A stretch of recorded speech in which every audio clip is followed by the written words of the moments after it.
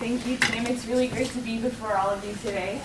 So I have 8 minutes to convince you to think differently about how we approach public health in the United States. So I'm not sure I'm going to accomplish it, but I'm going to try. So as Tim mentioned, I had the honor of studying abroad on 2 study abroad programs in spring 2012 in Botswana on ACM's wonderful program, and then in spring 2013 on SIT's International Honors Program in India, Argentina, and South Africa. I know we have another IHPer in the room somewhere. Okay, great. So as someone studying public health, I love data and I recognize its importance, but what always struck me from the places that I went to when I was abroad was how powerful stories could be. So I want to share with you a few stories that I was able to collect while I was abroad. But first I want to just give you an overview of what Tim mentioned, this idea called the social determinants of health. So those of you with a public health background, this is very familiar to you, but at the core of this model are individuals with age and sex factors that are, you can't change those, right? You're born with those. And then when you think about public health, it extends beyond just the individual. So maybe the individual is making choices about what food they consume or how often they exercise or if they smoke or drink. But all of that it takes place within this broader context. So that's what you're seeing in all of these social and community networks, as well as the larger socioeconomic status. So if you can see, I don't know if you guys can see in the back there, hopefully you can, but healthcare services are just one small aspect of this larger picture of public health. So when we think about health in the United States, you know, the buzzword is the Affordable Care Act, or Obamacare. And I want you to think about this in a different way. So is health just about healthcare? So keep this model in mind as I show you a few more pictures. This couple, Tumelo and Matobi Koba, I met in South Africa in a township outside of Cape Town. And they have their individual choices, right? So when they go to the grocery store, they can choose, for the most part, what foods they buy, how often they exercise, if they drink or smoke. But all of that occurs within the larger context. So what are their community norms about family? Or are they a part of any teams? In the top left, you can see a picture from Chennai in India. And so what is the urban layout of this place? How fertile is the land that they're trying to cultivate food on? Or how close is the nearest clinic? And then perhaps what's maybe most important for public health, in the top right corner, you can see, this is from Mozambique actually, but what is the role of water and sanitation in this larger picture? So I want to start off with this story from Mochudi, which is about 35 kilometers northeast of Gaborone, the capital of Botswana. This is my host mom, Dipuo, and my host sister, Modia. And as you may know, Botswana has the second highest HIV/AIDS prevalence rate in the world after Swaziland at about 24%, which equates to nearly 1 in every 4 people. So in my 4 months there, I got a chance to interact with a lot of different people, talk to people at the university and outside of the university. And I want you to keep in mind this question of stigma and norms when it comes to public health. So out of all those people that I had the opportunity to interact with, not one of them mentioned that they had HIV when the research that I was conducting was on this topic.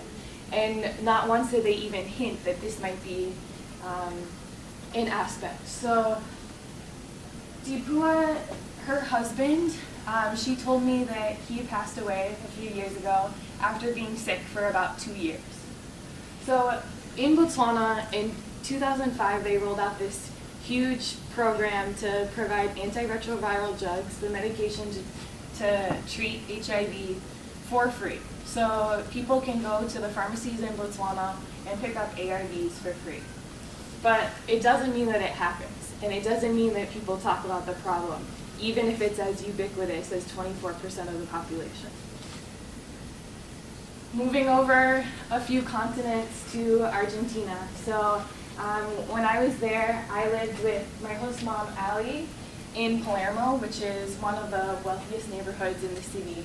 And for those of you who've traveled there before, a lot of people know Buenos Aires as the Paris of South America, with its neoclassical architecture and lots of restaurants and very Western in many ways.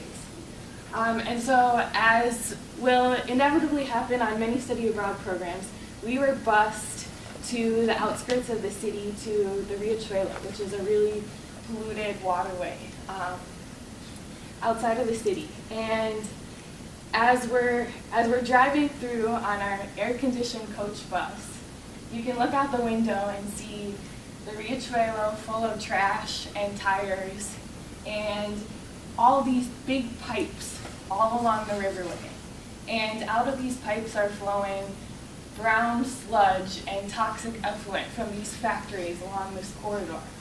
And meanwhile, there are informal settlements all along, children playing in the water, mothers washing their clothes in the water. And I'm looking out the window and wondering, what is my role in this?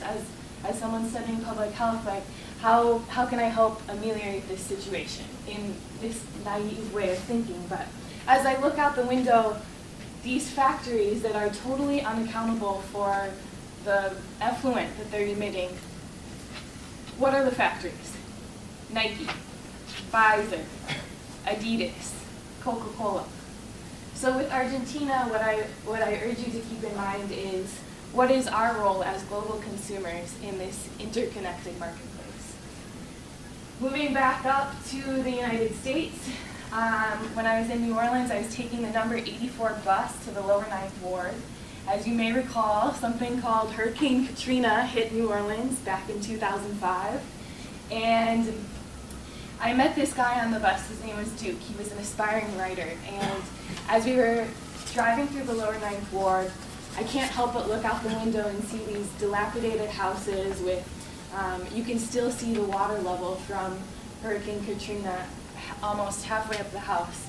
And he says to me, Megan, if the politicians lived here, it wouldn't look like this. And so the question for New Orleans is, what is the role of politicians and political will in solving public health problems? And who are they trying to serve? I don't have enough time to tell you about India and South Africa. You can ask me about them later. But so I come back to this. Are we asking the right questions when we talk about the Affordable Care Act or something else? So in Botswana, coming back to this, what is the role of stigma and community norms? In Argentina, what is our role as global consumers? In the United States, what's the role of leadership and policy? And I'm an optimist, so I'm going to leave you with this quote it's an Isi Kosa quote, and I'm sorry if any of you speak it, I'm probably going to butcher this, but it's Umuntu, Ngumuntu, Ngubane Bantu. And what it roughly translates to is, a person is a person through other people. So as we think about public health in the United States or abroad, we're not just all living in these little separate boxes. We're a lot more connected to people than we think. And so, coming back to the social determinants of health, are we asking the right questions when it comes to the Affordable Care Act or something else? Is health only about health care? Thank you.